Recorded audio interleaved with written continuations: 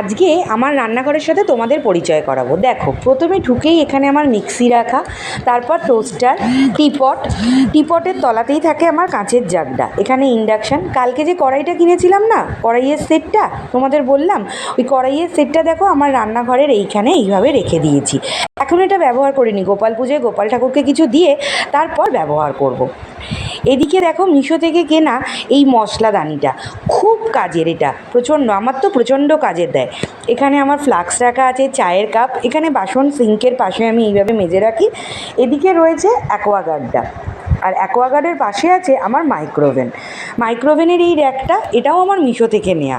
তো তোমরা দেখে বলো আমার রান্নাঘরটা কেমন লাগছে। এখানে আমার বাসনগুলো উপর করা থাকে, এর পাশে আর একটা সেলফ রয়েছে, তাতে থাকে আমার মশলাপাতি।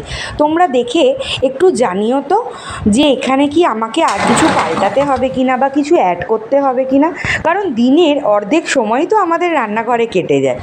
চলো, আজকের মতো এইটুকুই, টাটা।